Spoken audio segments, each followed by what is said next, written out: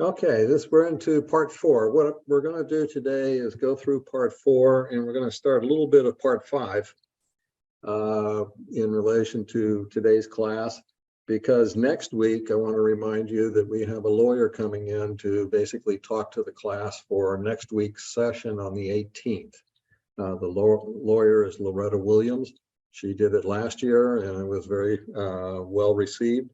And so save up your legal questions for next week. And in a way, you can look at it this way: you get an hour and a half of a lawyer for free. So we're going to try and go through part 4 and a little bit of part 5. And then on the last session after the lawyer, 2 weeks from now, we'll finish up part 5 and go to part 6.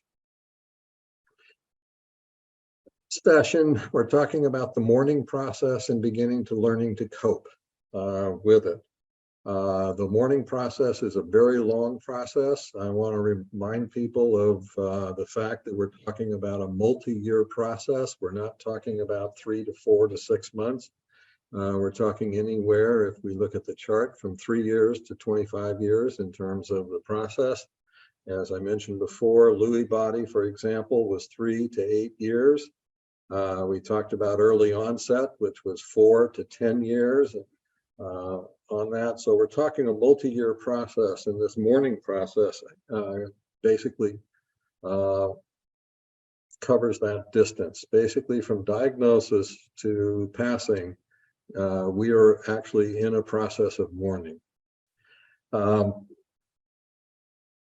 When we go through the mourning process, we're going to go through most of the processes of mourning. We're going to get involved with denial. We're going to get involved with anger, guilt, sadness, and finally, and hopefully, acceptance. Denial is hoping that the person is not ill or expecting the person to get better, convincing yourself that the person hasn't changed, or attempting to normalize problematic behaviors. On that, we may be angry, being frustrated with the person, resenting the demands of caregiving, resenting family members who cannot or will not help or provide care. We may feel abandoned. We're going to definitely feel guilt, having unrealistic expectations of ourselves or yourself, with thoughts like, I should have done, I must do everything for him or her, I must visit him or her every day. Feeling bad because you're still able to enjoy life, having negative thoughts about the person or wishing that he or she would go away or die, regretting things about the relationship before diagnosis, sadness, feeling overwhelmed by loss, crying frequently, withdrawing from social activities or needing to connect more frequently with others, withholding your emotions or displaying them more openly than usual. Finally, with acceptance, learning to live in the moment, finding personal meaning in caring, understanding how the grieving process affects your life, and appreciating the personal growth that comes from surviving loss, and finding your sense of humor. The last one is really important. Mourning process, which was primarily outlined by Kubler-Ross grief cycle.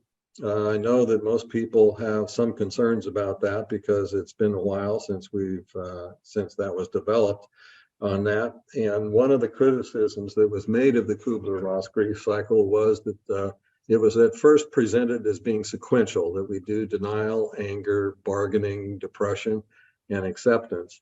And the modification to the Kubler-Ross grief cycle is that it may not be sequential. We may have denial and then go into bargaining. We may have anger and go into depression. We may have depression before anger and so forth. But generally, we go through these stages in our mourning process. In the denial stage, you are not living in actual reality. Rather, you're living in a preferable reality. It is denial and the shock that help you cope and survive the grief event. Denial aids in pacing your feelings of grief instead of becoming completely overwhelmed. Thinking of it as your body's natural defense mechanism, saying, hey, there's so much I can handle all at once. Once the denial and shock starts to fade, the start of the healing process begins. At this point, those feelings that you were once suppressing are coming to the surface on that. Anger is once that you start to live in the actual reality. In other words, you're starting to move away from denial and the preferable reality. Anger might start to set in. This is a common stage to think, why me? Life's not fair. You might look to blame others for the cause of your grief, and you may also redirect your anger to close friends or family. You may find it incomprehensible how something like this could happen to you. Bargaining, you might falsely make yourself believe that you can avoid the grief through a type of negotiation. You are so desperate to get your life back to how it was before the grief event, you are willing to make the major change in an attempt toward normality. Guilt is a common wingman of bargaining. Depression is a commonly accepted form of grief. The world might seem too much and too overwhelming for you to face. You don't want to be around others. You don't feel like talking and experiencing feelings of hopelessness. You might even experience suicidal thoughts. Acceptance. The last stage of grief identified by Kubler-Ross is acceptance. Not in the same, that it's okay, it's okay, my husband died, rather than my husband died, but I'm going to be okay. In this stage, your emotions may begin to stabilize. You enter reality. You come to terms with the fact that you have a new reality, that is, your partner is never coming back, or that you are going to succumb to your illness and die soon. And you would be okay with that. This is all tough stuff. This is not easy. This is stuff that is going to go on. And again, remember, this is a multi-year process. So these stages that we're talking about are not quick. They're going to go over a long period of time. It may take 2 or 3 years to get to acceptance in relation to this. What's the impact on you? Your grief symptoms may present themselves physically, socially, psychologically, or spiritually, or all of those. Some of the most common symptoms of grief are presented below. Physically, crying, headaches, difficulty sleeping, fatigue, loss of appetite, aches and pains. Socially, feelings of detachment, isolation from friends and family. Psychologically, worry, anxiety, frustration, guilt, anger, stress, abnormal behavior. And spiritually, questioning the purpose of life, and even questioning your spiritual beliefs, your belief in God. Why me on this? In my view, there are 2 levels of denial. We talked about the first level of denial, and then we'll talk about a second level of denial. The first level of denial, in a way, is related to the diagnosis. For example, in case 1, we have the receiver in denial and the caregiver in denial. And that was kind of at the time of the diagnosis. You have Alzheimer's, you have 15 years, or you have early onset Alzheimer's. You have 4 to 10 years to live. In a way, you can't accept that. It's very hard to say, hey, what's going on in relation to it. Case 2 is where you have a care receiver that accepts the fact that they're sick. Again, going back and remembering something is wrong. So they may accept the diagnosis a lot sooner than the caregiver. It was interesting in a support group. There was a woman there who was in the support group, and she was extremely hostile in the support group. She was angry. She didn't like what we were talking about and so forth. And finally, I asked her, why are you so angry? And she said, because it's too soon, we shouldn't be here. And what had happened was that her husband, who was diagnosed, said, I need to get into a support group.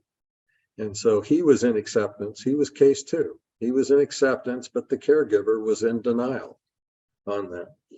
Case 3 is denial of the care receiver and acceptance on the caregiver. The care receiver says, no, I'm not going to accept the fact that I have Alzheimer's, or I have dementia, or I have Lewy body. But the caregiver knows it's true on that. And that's not an uncommon, case 3 is not uncommon. Case 4 is where both of you are accepting. The receiver is accepting and the caregiver is accepting the fact that, yes, there is something wrong, and that is dementia, one form or another on this. And again, after a period of time, case 4 is the most common.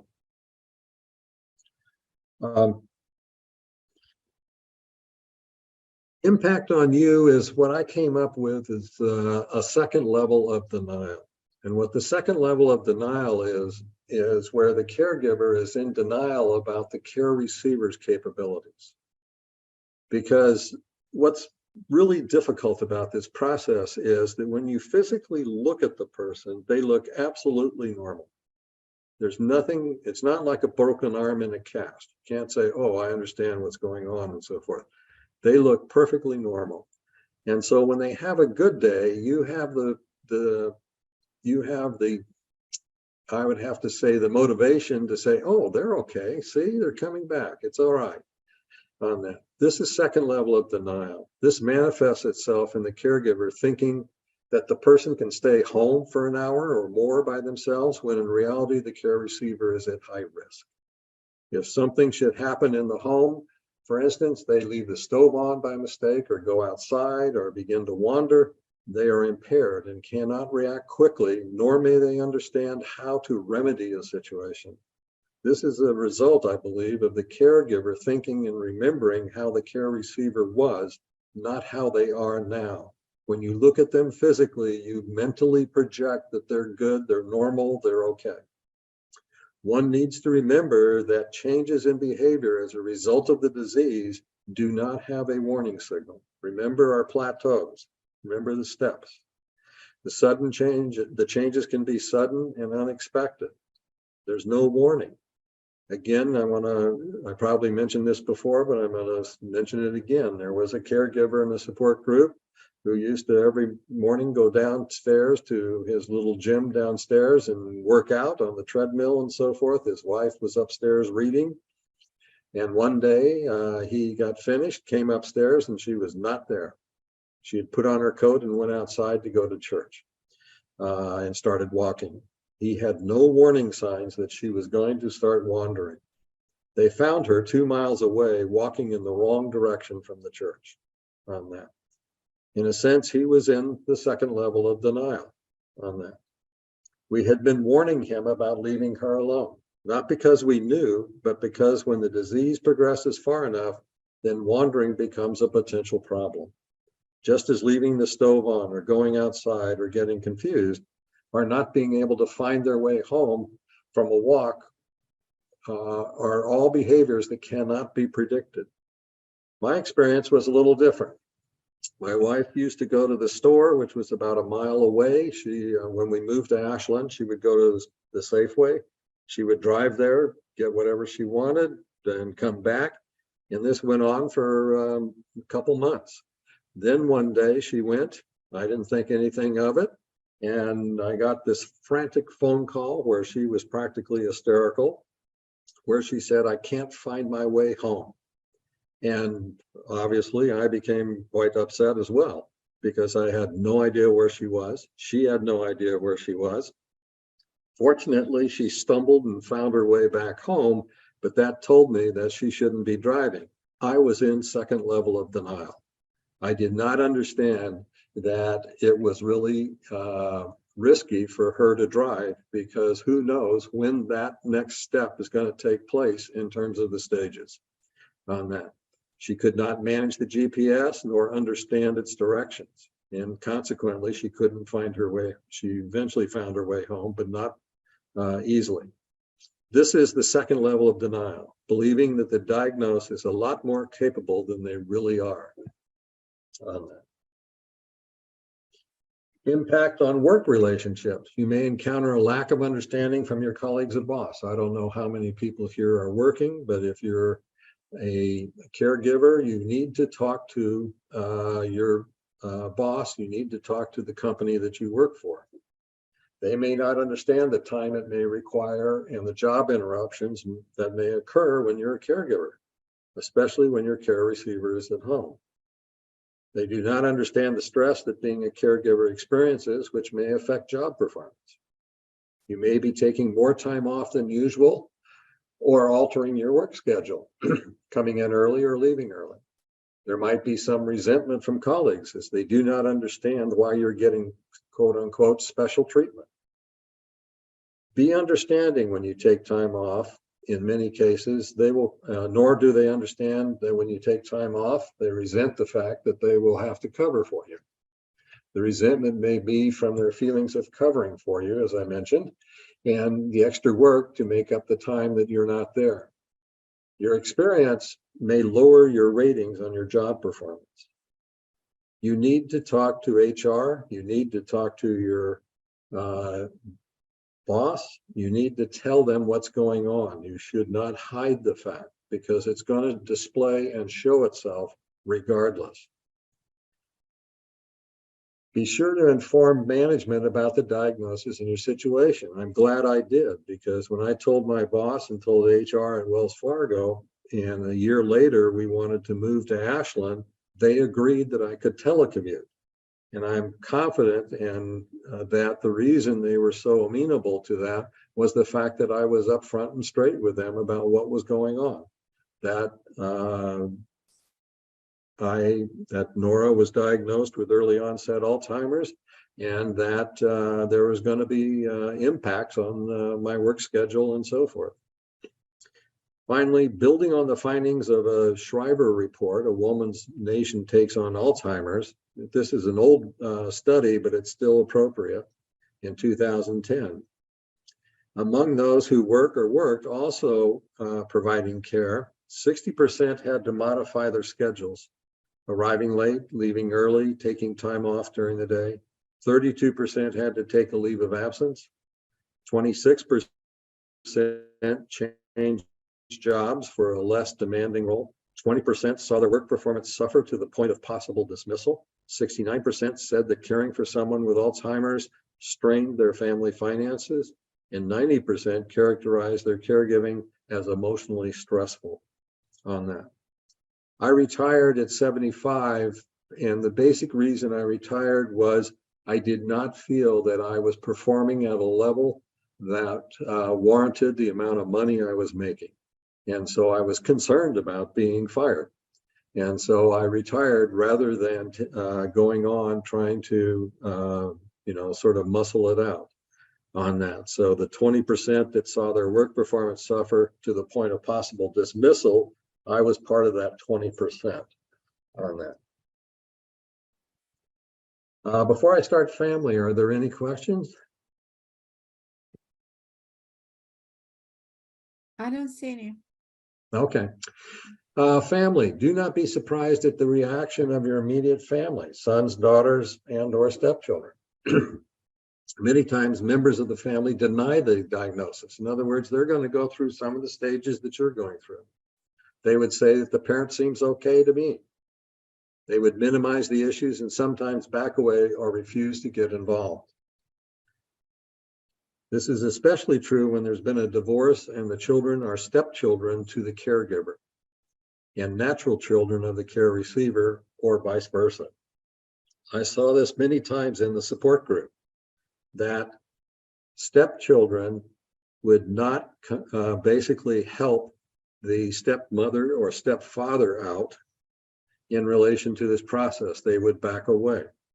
They would pay attention to their natural mother or father, but they would not provide much assistance to the stepmother or the stepfather. Sometimes the stepchildren would complain that the caregiver is not giving the best care, but they would do nothing to help or assist. Or the caregiver is only supported by his or her natural children and becomes at odds with the stepchildren. Sometimes the opposite occurs. The stepchildren will try to step in and replace the caregiver, a variation on the denial in that they do not think the caregiver is providing proper care. The action is especially hard on the caregiver who is being pushed away. I know that in the support group, there were many times where the woman, or not the woman, but the mother who was taking care of the father felt very bad because the stepchildren were constantly arguing with her about how she was taking care of their father. It was not a pleasant situation for her. Sometimes the reaction of brothers and sisters or their children is one of fear that they will come down with dementia or Alzheimer's. They will shun the care receiver and behave as though Alzheimer's is contagious. They will also not or reluctantly assist the caregiver. My daughter had issues with her mother, and consequently, she basically stayed away. She did not get involved at all in the care of Nora during her illness. When acceptance is finally achieved, the family can become a valuable support structure. They can provide respite to the caregiver by providing care, while the caregiver takes care of things and just gets things, gets time away. Friends, don't be surprised at the reaction by your friends. They would say the person seems to be okay to me. The interesting thing about this response is that when they would say that, it would make me angry. When they would come over or they would see Nora and talk with her and whatnot, then they would kind of as an aside say, boy, she looks pretty good to me. She looks fine. And that used to really make me angry because Nora would try very, very hard to appear normal on that. The reason it made me angry was because it minimized the situation and questioned the veracity of me, who is looking at a multi-year process of their partner dying. After a while, the friends began to understand that something was really wrong. The care receiver, when in the presence of family or friends, puts on what is called the show face and works extremely hard trying to appear to be as normal as possible. And afterwards, they're very tired, they're sometimes exhausted. This chart is one of my favorite charts. I made it, of course, that's why. No. This is one of my favorite charts because this is what I found happened to me, and in the support group, it happened to most all of the other caregivers. As the disease progresses, you basically, looking at Maslow's hierarchy of needs as circles rather than a triangle, you're going from outgoing, active, joining, highly social, care receiver, quite capable, can be left alone, to you do not go out as often, you're restricting social activity to fewer friends, you're thinking less about your needs, your activities are restricted now, you do not travel, having less time for yourself, evaluating impact on care receiver, very little activity, constantly evaluating the impact on the care receiver, no time for yourself, and the care receiver is ever present. It's all about the care receiver. What this means is that everything you do as a caregiver, you telemeter against what's the impact on the care receiver. Can I go to the store to get a loaf of bread? I don't know if I can leave her or him alone at home long enough for me to go get a loaf of bread. If I take them, it makes it a much more difficult and stressful situation.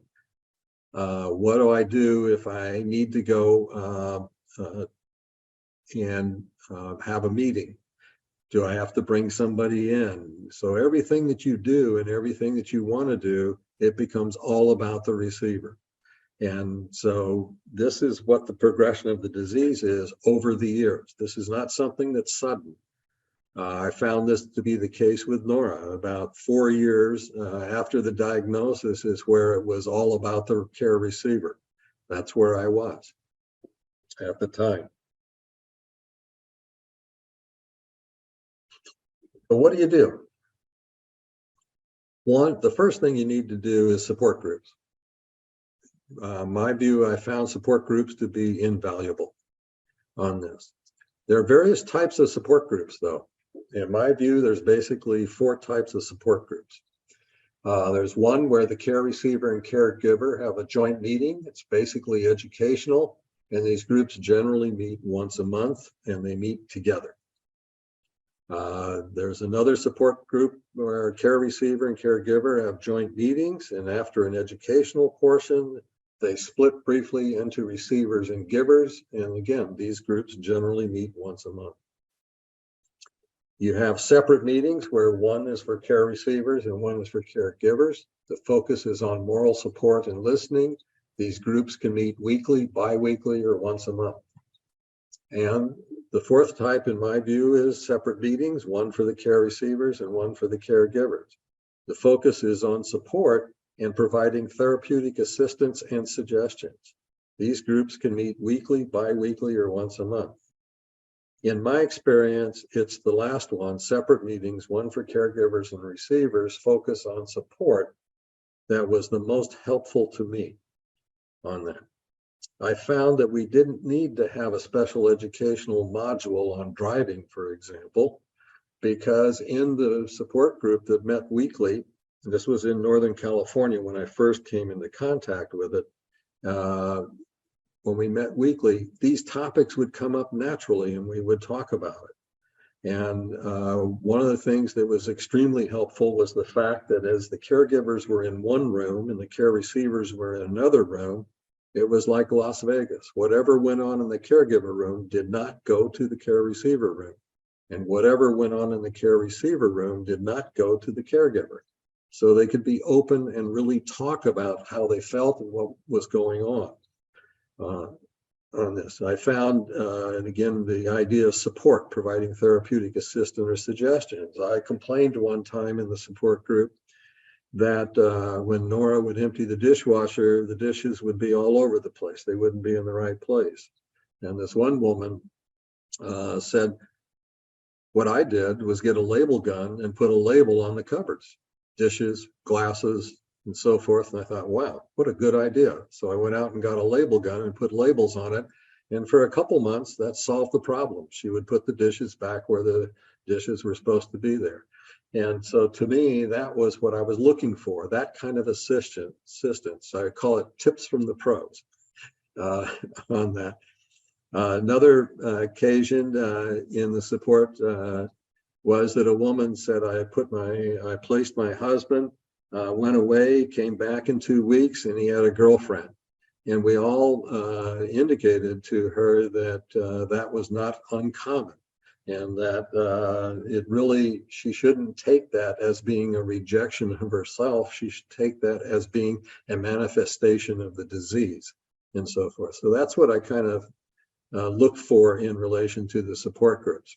I do know that people do find comfort in any support group that they go to, and I would highly recommend that you go to a support group, or if there aren't any support groups in your area, that you create a support group in your area and work with the Alzheimer's Association or the professionals in the area of caregiving to help you facilitate and set up the meetings.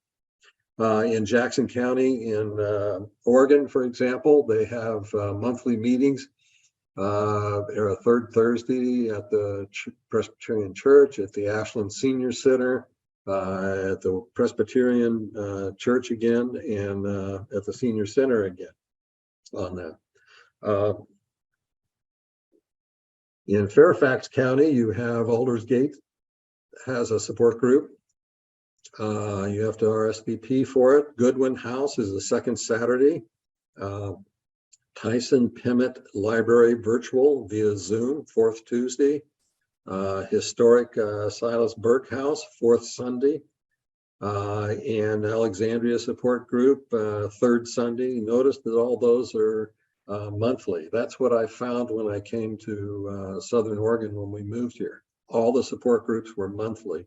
And from my perspective, you actually need to meet weekly, because the issues that are confronting you in the first week aren't the same issues confronting you in the fourth week. And you have a tendency to talk about the latest issues, not what was bothering you in the first week.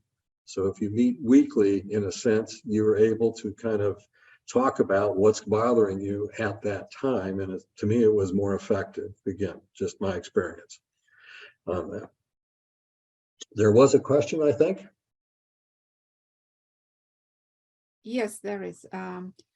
It's from Ruth. Should you avoid leaving someone with mild Alzheimer's alone for an hour or two, even knowing that the person doesn't like the feeling of being monitored? It's hard to know how to handle the caregiver's doctor appointments. I'll give a quick answer to that, and then in the next section, we're going to deal specifically with that in terms of leaving them home alone. There's two things you need to take into account. One is my discussion of the second level of denial. I'm going to jump ahead a little bit in the answer. If you leave them home alone and you go, and when you come back and as you approach the door to enter, does your anxiety go up? Do you feel, gee, what am I going to find? And when you open the door, is your first inclination to call and find out where they are and how they are on that? Am I going to find them at home? Am I concerned about them not being at home? Am I going to find them on the floor because they fell? Am I going to find the stove on? Am I going to find something else in the situation? If you find that as you're returning home, your anxiety is going up, then don't leave them home alone. Because that, in a sense, is your warning sign. And that's what I found for my own purposes, that as I came home, I found that I was more anxious about what I would find, and I was more stressed out about what I would find because I wasn't sure what I was going to be presented with when I opened the door. It's at that point that you should not be leaving them home alone on that. And we'll get into more of that in the next section. Okay, there is another one. Are these support groups only for the caregiver, or do they ever focus on family members, for example, brother or sister? The support groups are really for anyone who is involved with the caregiving and support of a person who's diagnosed. And the support groups are also for the person diagnosed as well as the caregiver and their support structure on that. As mentioned, most of the models of the support groups are that they meet once a month. It's with the care receiver, the caregiver, and the support group, such as a son or daughter who may be involved or wants to know more in relation to it. And again, they usually have an educational module where they talk about maybe driving, or they may talk about something else, the disease and so forth on that. And they may or may not then split up and have a little discussion group, so to speak, afterwards on that. I would talk to the people who are managing the support group to see if there's any problem if you bring in the son or daughter. There shouldn't be, but I would talk to them and say, I want to bring my son or daughter into the support group. I would highly recommend that they go so that they can begin to understand, one, what you're dealing with, and number two, it will help them in understanding what their issues are going to be when they try to help out. Okay, thank you. That's it for now. City and county, what services? Oregon, basically it's going to be Oregon, Jackson County, Ashland in terms of the sequence or the scope on that. You can also have support groups from retirement residential centers, such as in our area, Rogue Valley Manor or Mountain Meadows. You may have memory care facilities that may have support groups. You may have not-for-profit senior organizations like ARP may put the support groups together. And you may also have private consultants. We've talked about them before, Maria Kane and Elizabeth Hallett. This is in Oregon on that. The caregiver, at a minimum, should go to a support group. In Virginia, it's Virginia, Fairfax County, Fairfax. Retirement residential centers, there are 15 retirement communities in Fairfax County and 8 retirement communities nearby. The Fairfax, Green Springs, the Fountains at Washington House. There's 26 memory care facilities in the Fairfax area, with 5 in Fairfax and 21 nearby. Sunrise of Fair Oaks, Almost Home Senior Care, Sunrise of Fairfax. Not-for-profit ARP. And you have private health consultants, elder care consultants, and Lionheart Elder Care and Consultants. The caregiver, again, at a minimum, should go to the support group and should contact them. on that. And don't be afraid to say, how do we set up a weekly meeting? How do we set it up so that we can meet weekly on that and work with the people to try and get to a weekly meeting as opposed to a monthly meeting? Another thing that you're going to find is that you're going to need a therapist. I found a therapist to be extremely helpful. You're going to learn coping skills for this long mourning process. Again, you're going to be in a multi-year mourning process. You're going to go through all those stages of mourning, not sequentially, but you're going to go through those stages. And so a therapist was extremely helpful to myself in helping me get through those stages, and to one, recognize that I was in a mourning process, and to recognize that I was in a stage of denial or a stage of anger and so forth. It was part of taking care of myself. It was a non-judgmental person to talk with, coping with the lack of companionship and the lack of physical contact. Remember Maslow's hierarchy of needs. For sons or daughters who are caregivers, for parents, to me, this is vitally important for several reasons. All of the issues that the son or daughter had growing up with the parents come back again with a twist. The parents become the child, and the son or daughter becomes the parent. So in effect, you have role reversals. Those dormant, repressed emotions are revisited and may become difficult to manage. Sometimes the person with dementia reacts with, "Who are you to tell me what to do?" The son or daughter may become intolerant of behaviors that the person with dementia exhibits, especially if the person becomes belligerent or hostile. A therapist will help the son or daughter cope with these issues. When the person with dementia enters the later stages of the disease, hospice becomes involved, and a therapist can be a great help to the caregiver in coping with the impending death, the mourning process, and in many cases, the self-isolation. Remember the diagram where you're moving in, it's all about the receiver. My experience, I found I went to a therapist here in Southern Oregon in 2011. I had a therapist in Northern California shortly after the diagnosis was made. Nora also went to a different therapist to deal with her issues in coping with the diagnosis. She ceased to benefit from the therapist because of the progression of the disease. The therapist helped me in many ways. However, a couple stand out. One is he helped me deal with the process of placing Nora in a memory care facility and dealing with my emotions about it. He kept reminding me that Nora, the person I married, was no longer there. Second level of denial on my part. He made me feel comfortable about placing her and dealing with the reality that she is not coming back or returning. The second thing he helped me with is, after working with me on placement, he worked on me to deal with my social isolation and lack of companionship and physical contact. He encouraged me to go on dates and, if necessary, join Match.com. He helped and assured me that it was all right and appropriate. This process of re-socializing, remember that chart. It's all about the receiver. You got to move in the opposite direction. This process of re-socializing was neither easy nor totally welcomed because of guilt. And he helped me deal with the guilt. The upshot is that I met Marilyn. We dated for 5 years, and we were married last July 2018. She was totally understanding about my situation and wanting to date. She totally accepted the situation, which made me more comfortable and helped me out considerably. That would not have happened if I had not been going to a therapist.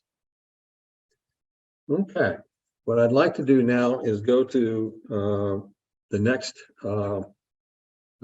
session. Let me ask if there are any questions right now while I stop and start the next one. Okay, I don't see anything in the chat. However, if anybody has a question, feel free to raise your hand.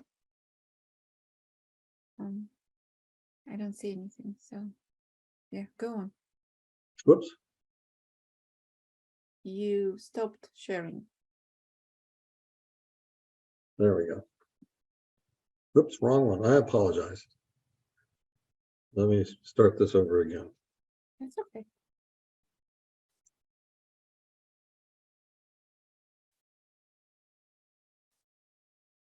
There we go.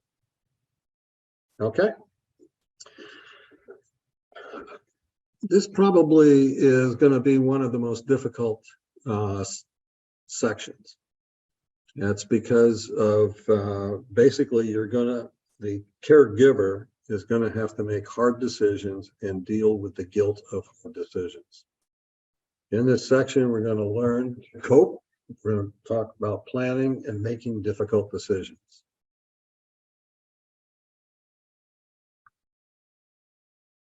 Be aware of the hard decisions you as caregiver are going to have to make.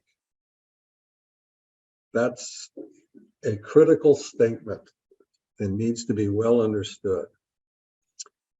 You are going to have to make these decisions as the caregiver. This is not a situation to where you're going to have to try and develop consensus.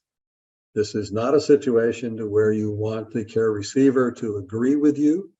This is not a situation to where in many cases the care receiver is even involved in the decision. Even though when you were in a non-disease state, when you were prior to this, you shared everything, you developed consensus on things, you discussed how things should go and so forth. All that is ending. And so these hard decisions are decisions you have to make as a caregiver. What are some of these hard decisions? Driving, removing or selling favorite items, entertaining, large gatherings, leaving the person home by themselves, travel, moving, and sex. Yes, sex and intimacy. Driving, when and how do you get the person, care receiver, to stop driving?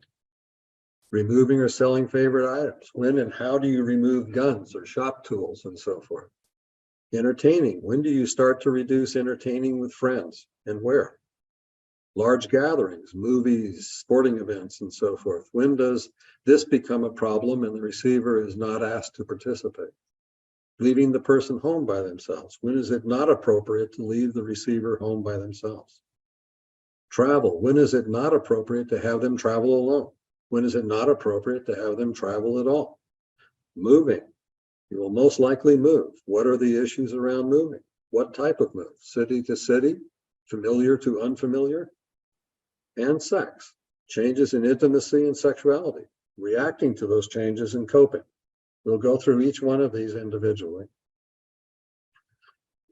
Driving. This one action causes more angst than almost any other action between caregiver and care receiver. The care receiver becomes very agitated, especially men, and I would include myself in this. Given our culture, not being able to drive means you have lost your independence. A car is extremely important to me. When I was 16 and got my first car, it meant independence. It meant freedom. It meant that I could get away from my parents if I wanted to. It was everything to me. As I get older and I start to go through some of the same things again, it means the same things to me. It means independence. It means freedom. It means that I can go to the store. I don't have to have somebody take me, or I don't have to figure out, do I have an hour to walk to the store and back, and so forth. Car is extremely important. If I were diagnosed and someone was telling me I can't drive, it would be extremely difficult for me to accept that. It reinforces the feelings of the care receiver that they're becoming dependent, disabled, and unable to do things for themselves. It's a very, very difficult situation. The caregiver has to overcome guilt and the second level of denial. Remember my experience with Nora. Second level of denial. She shouldn't have been driving. The second issues at stake here is that it's really a safety issue. People who are diagnosed are unable to react in a timely fashion to a driving emergency. They cannot process the information fast enough to avoid an accident. If a young child races out between cars, by the time they figure out what's going on, it may be too late. Getting lost and then frustrated and angry, which would interfere with safe driving decisions. And liability. If an accident or someone is injured and the injured party finds out that the person was diagnosed with Alzheimer's, what do you think a court or a jury would feel? Do you think that they would decide that it wasn't your fault if they knew that you were diagnosed with Alzheimer's? I would probably suspect that they would consider that it was your fault. Guilt is hard to overcome because you feel the blame for and catch the brunt of taking driving away.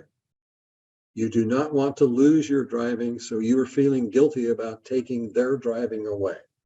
A very, very difficult issue, driving. What are the ways of taking driving away that are semi-painless? When the diagnosis comes in, at least in some states like California and Oregon, and I believe it may be true in Virginia, the doctor is required by law to report to the DMV. And the DMV may or may not require a driving test.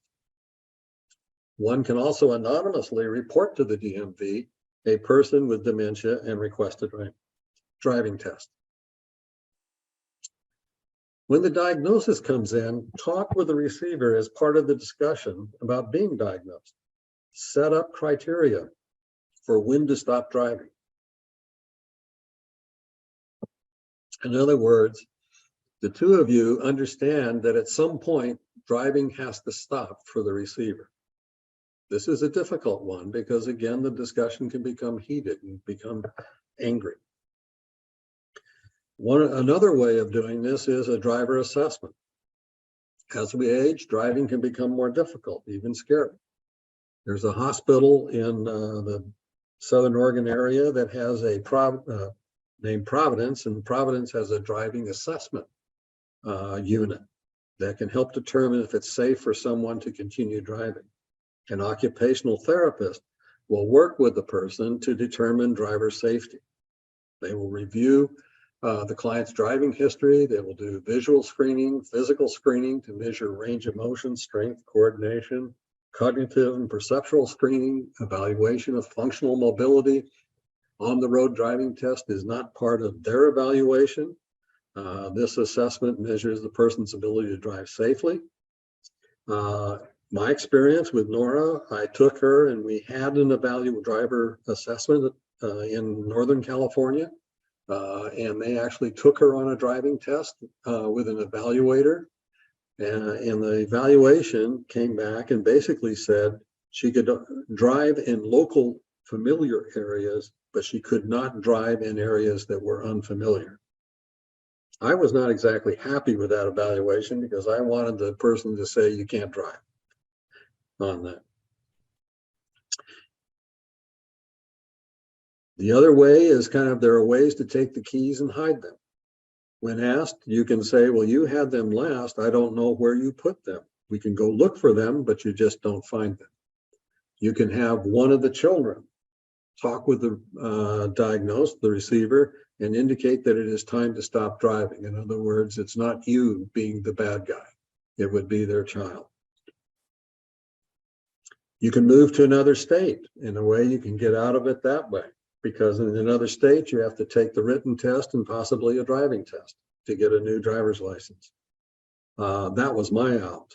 In moving to Oregon, she could not pass the driving test.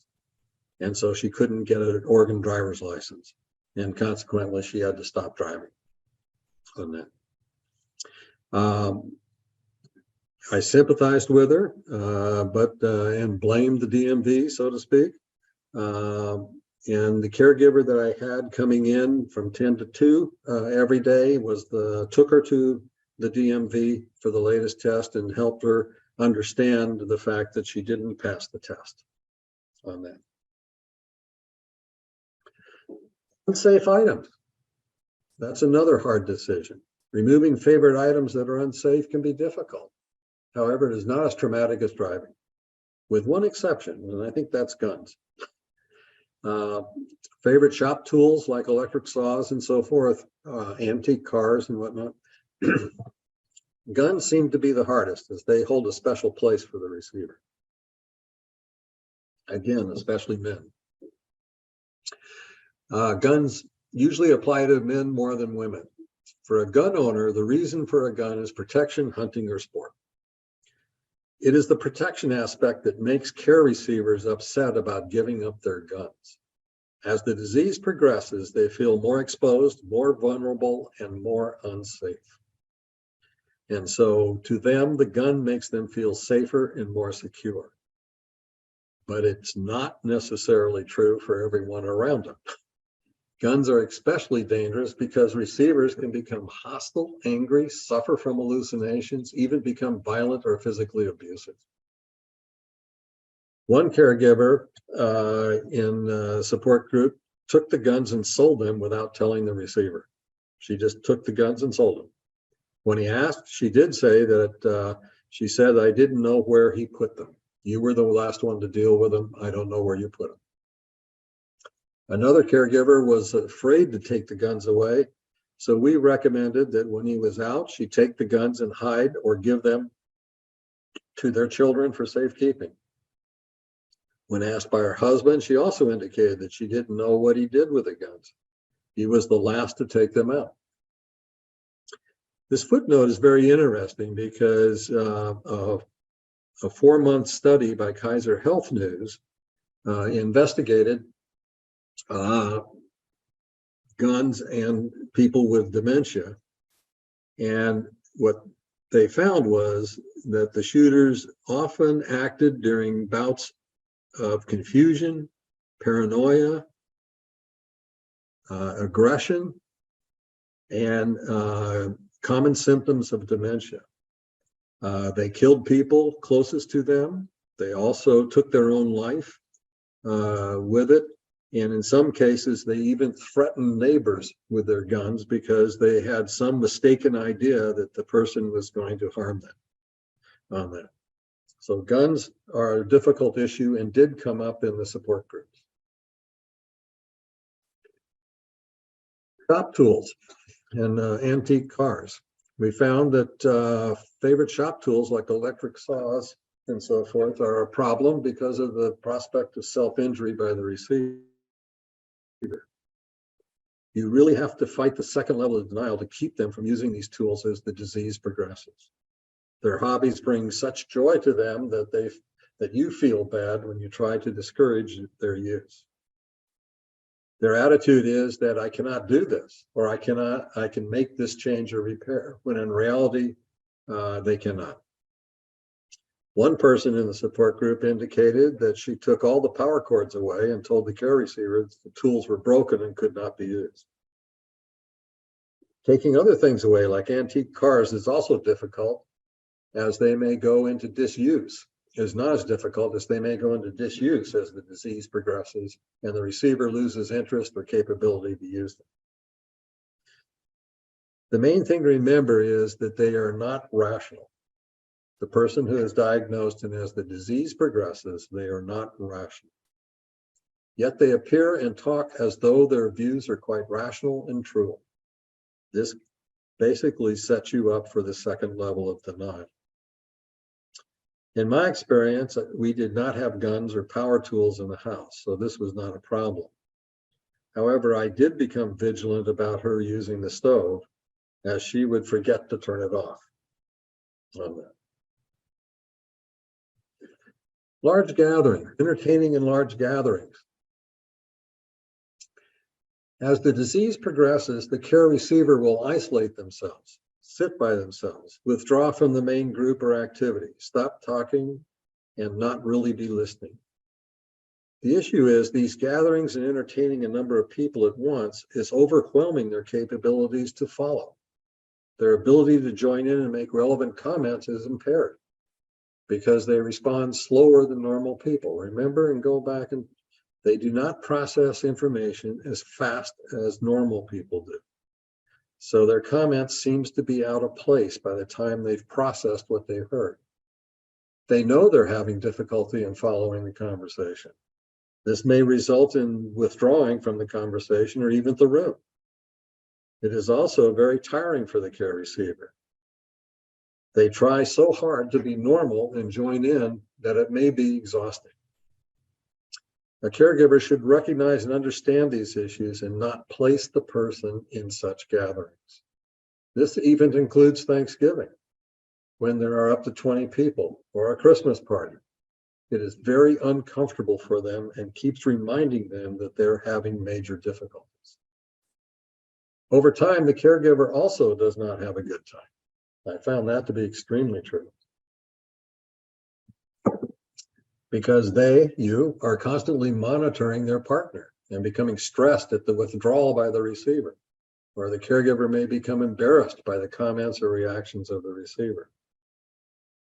I found myself starting to restrict what we went to and also declined invitations because my partner would have a hard time. I would refuse invitations to dinner parties if there were going to be more than 4 other people. She could not follow the conversations, would try very hard, but her comments were not relevant. She would sometimes become so frustrated that she would become hostile or rude. She would also be extremely tired afterwards.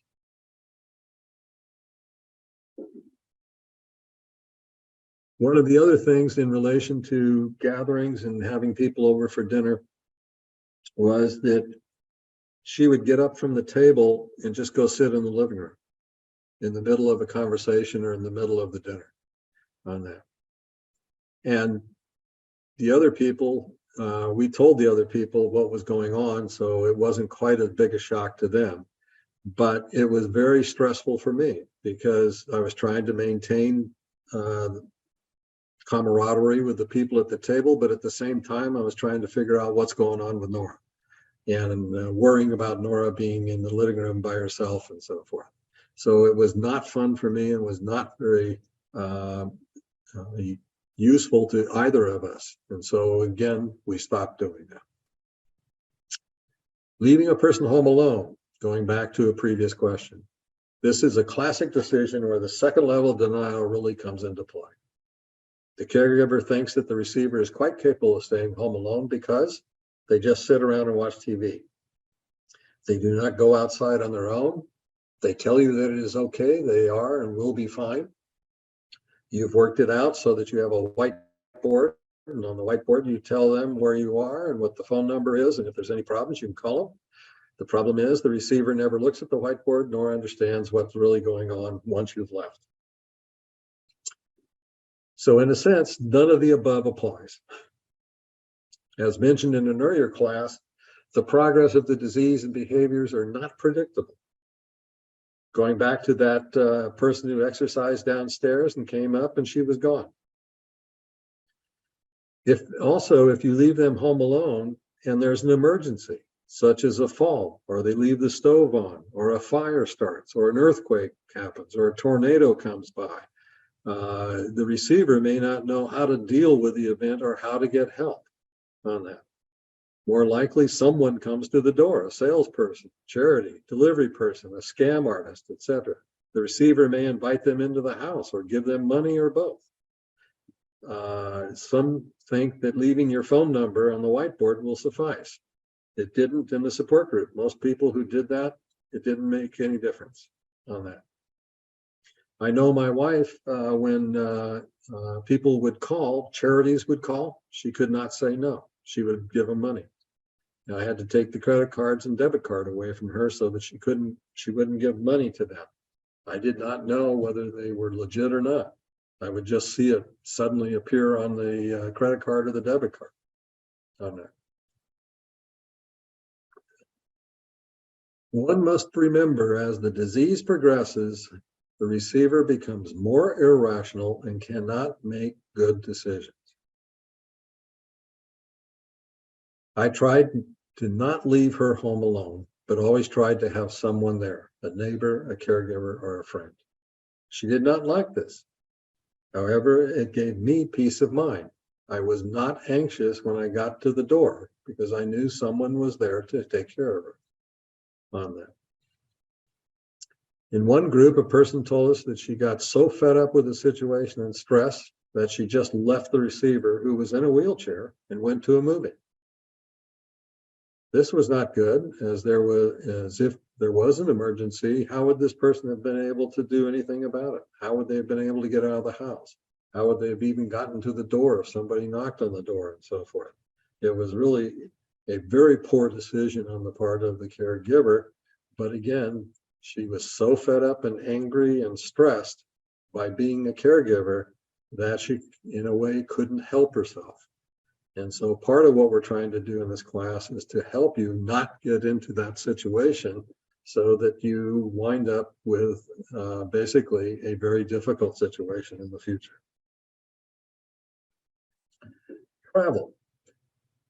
Travel is another hard decision to make. I want to go back and re-emphasize. These are decisions you as a caregiver make, not the person who is diagnosed.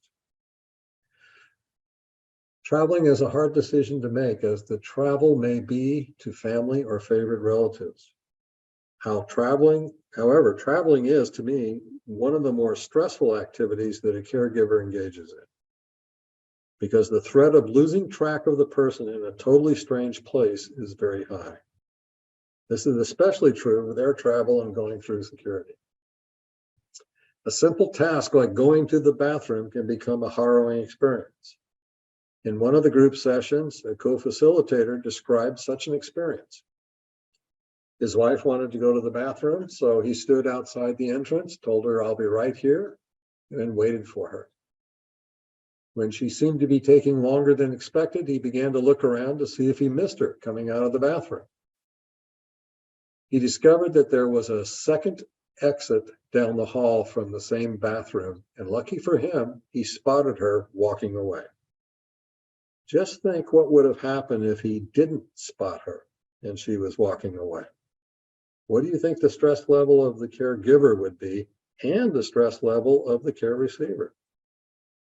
The suggestion made in the support group for the future was to use the family bathroom and go in with the person so they do not get lost, whether you need to go or the other person needs to go. It's very difficult to constantly be with a person in the airport, and it is not uncommon to get separated. This can occur at security, the boarding gate, on the way to the gate, perusing a newsstand, at the luggage carousel, etc.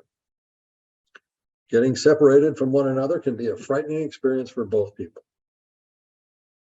One needs to tell the desk attendant that the spouse or partner has dementia or Alzheimer's so that they can be a resource for when the caregiver needs help.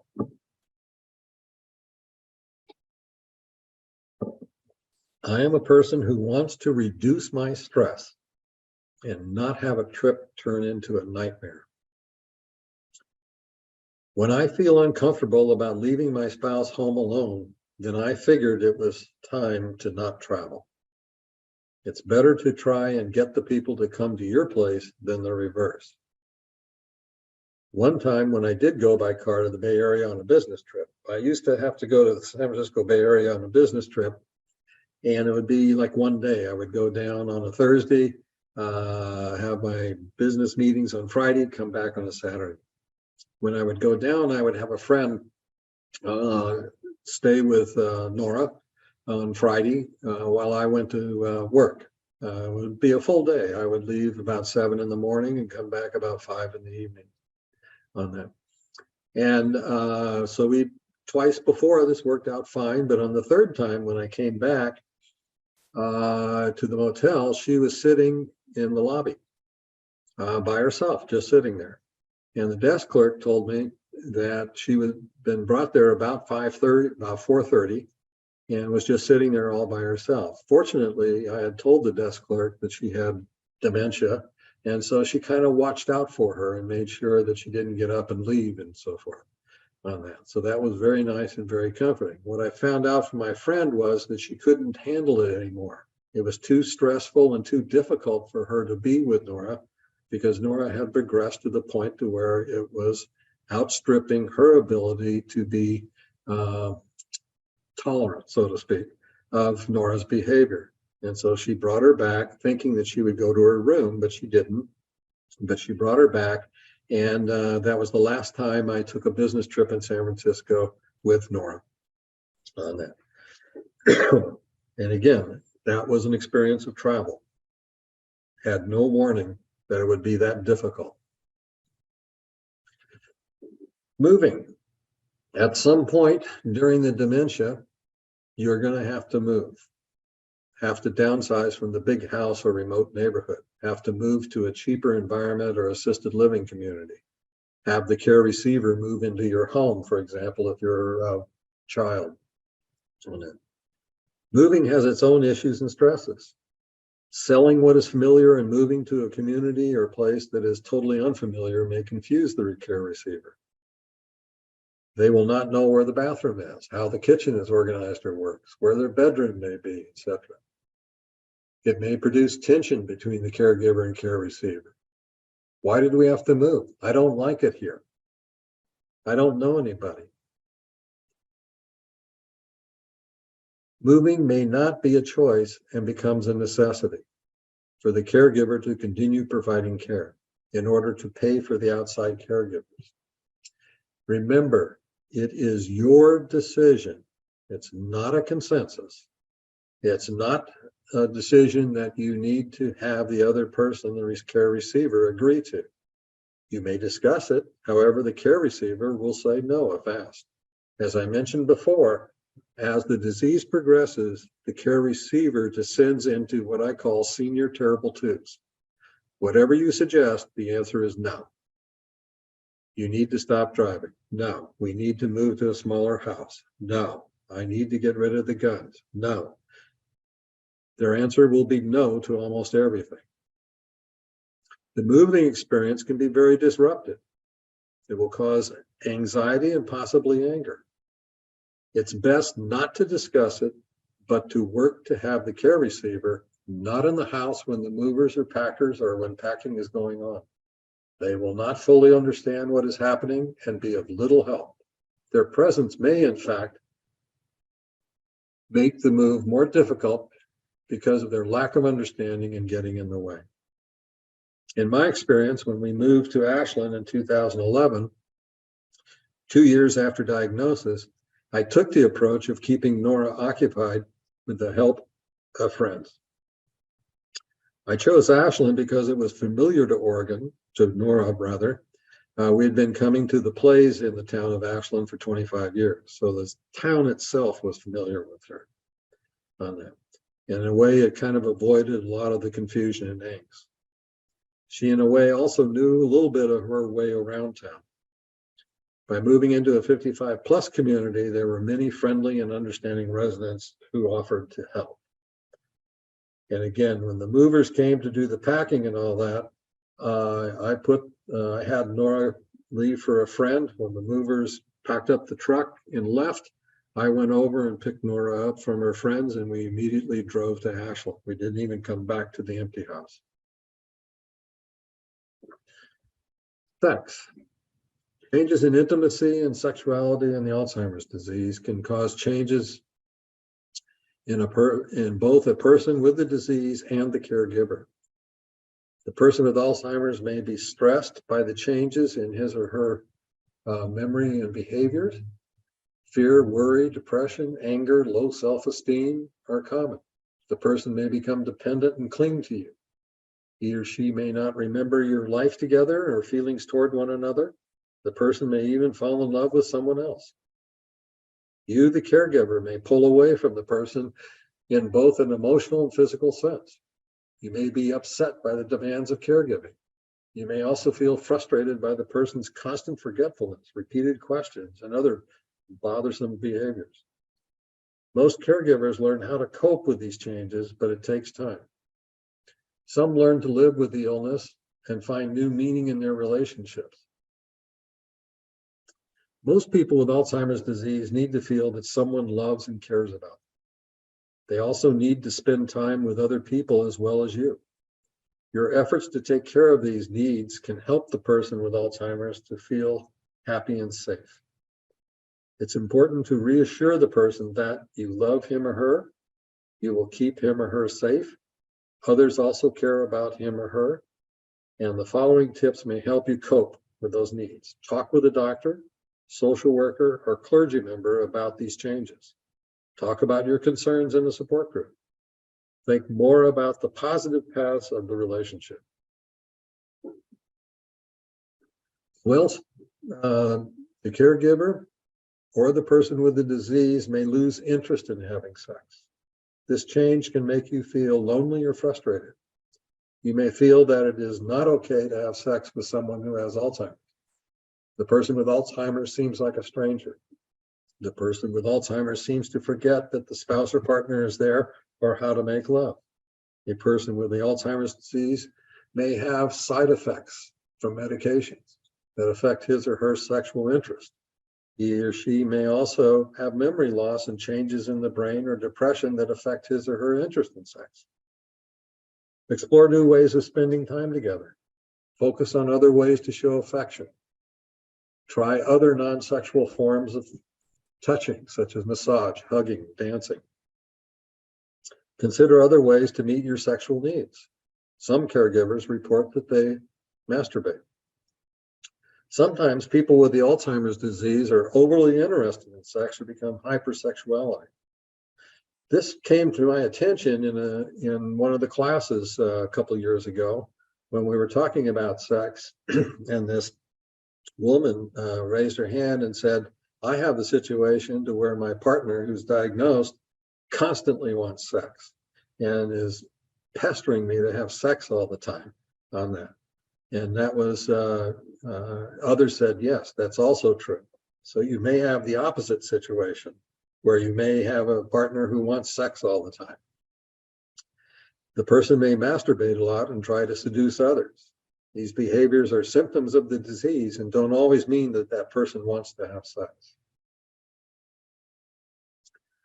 To cope, you might gently touch, hug, or use other kinds of affection to meet his or her emotional needs. Some people with this problem need medicine to control their behaviors. Talk to the doctor. My experience. Shortly after she was diagnosed, there were changes in her physically. Her vagina became thin and experienced a tear. This stopped all intercourse. She also became asexual and showed no interest in sex, even though several times the men at the memory care center tried to be intimate with her. This stopping of sexual intercourse started in 2010. I used masturbation as a substitute. When I placed her in January 2013, I started to date in May of 2013, thanks to therapy, in part to have the physical companionship. Think of Maslow's hierarchy of needs, and where you talk about companionship and you talk about physical contact on that. So this was an attempt to get me to basically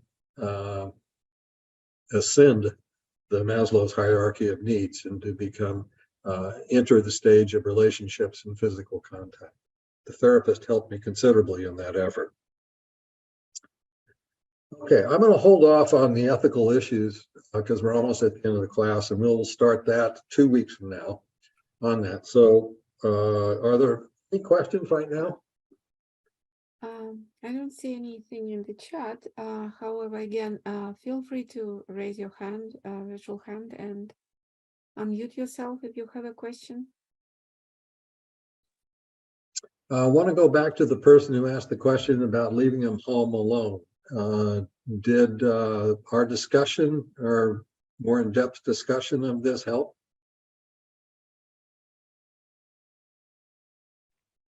Yes. Ruth, could you up your mic a little bit? We can't hear. Oh, sure. Very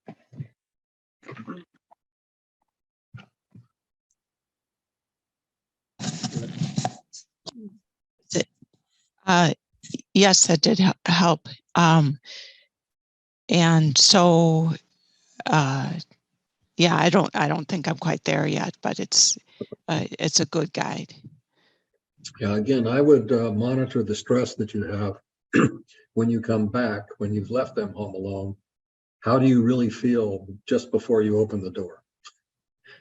And to me, that is really the best way to monitor whether you should be leaving them home alone or not. If you don't know what you're going to find in there, then you probably shouldn't be leaving them home alone. Okay. Thank you. Appreciate it. Susan, could you unmute yourself? You have your hand up. Yes, thank you. Yes, thank you, Bill, for this presentation. It's very useful. My situation is my mom, who my parents are divorced, don't live near each other. She lives in New York in the house that I grew up in, and has moderate dementia the last time she was tested. It's very slow progressing. And I live here in Virginia. She's totally pushes back on everything. It was very difficult for me to get her to have a caregiver, comes just twice a week. And she fired that person the day after my breast cancer surgery a year ago. It was a really challenging time. Had her some years ago out here in assisted living because she had a surgery and needed to be somewhere to recover. But she basically said, I'm calling my lawyer and I'm going home. And they said, you can't do anything to keep her here. She does have dementia. It was mild at that point. And that was it. So I don't know, the position I'm in now is, she's not using her stove. She eats frozen food or goes out with a caregiver. She goes to her senior center 5 times a week. She doesn't drive. She gave that up on her own, which was great. Is knowing when to move her. I would do it tomorrow, but she won't let me, and I don't have rights. Well, I think that's going to go to the discussion of guardianship. That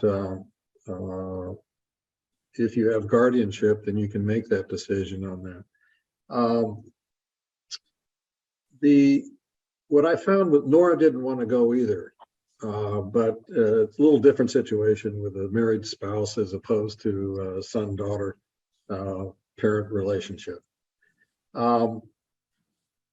You're in a difficult spot in relation to it, because in reality, as I said, they think they're rational, but they're not. Yeah. And when some people talk to them, they appear to be rational in relation to it. I would talk to a lawyer about guardianship. And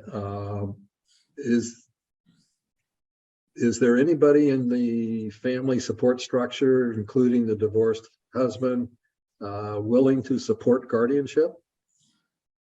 I think my father would support guardianship, and it's just me. My brother died, and there really isn't anybody else. And my husband, my son who lives here, but it's really my husband and I do everything for her. We do all her finances, take care. We have somebody come in and clean her house, and we do all the repairs and. Yeah, the reason I'm suggesting the guardianship is that if you can get guardianship, then it's your decision, and it doesn't matter whether she objects or not. And you're talking about some of that next week? You're having a lawyer in? Yeah, a lawyer. You can ask a lawyer about the guardianship on that. Right.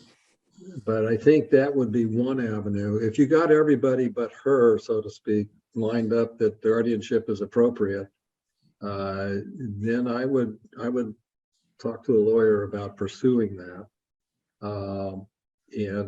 Again, if she's in New York, it would be the state of New York's laws that govern guardianship. So you would need to talk to a lawyer in New York. Is there a special type, like an elder lawyer or something, or is just a regular lawyer sufficient? No, there's elder lawyers. There's the estate elder lawyers. There's actually an association of elder lawyers. In fact, you could ask Loretta, the lawyer, next week, how you would find an elder lawyer in New York. Okay. To talk to on that. If that's not possible, then it may be necessary to kind of have a family powwow, your father, her, and yourself, to kind of talk about the situation and include the caregiver that's coming in. And I would have a private conversation with the caregiver on what they think if she should be in a facility or not. Okay. Because I found the caregiver reinforced my decision to place Nora. Okay. I mean, so far she's doing it, but I'm so aware that anything could happen at any time. She doesn't go out walking much, but she does sometimes. There's stores 2 blocks away and she loves to go shopping, and it's her favorite thing to do. Her other favorite thing is cats. She has a feral cat that lives in the house and wants to do more, but if one feral cat's been there a year. Yeah, the other thing I found too was that Nora didn't want any caregiver to come in. But I just did it and she adapted. Yeah. So in some respects, you could expand the hours of the caregiver and she would just adapt to it. She might. She told me when I was trying to get her to have a caregiver that she will just not answer the door.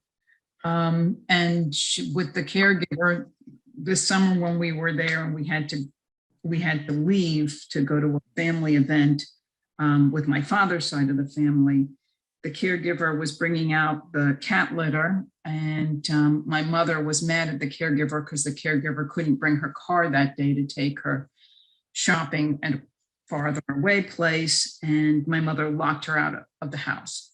So yeah, now that's, to me, would be the kinds of things that you need to talk to the lawyer about on guardianship. okay.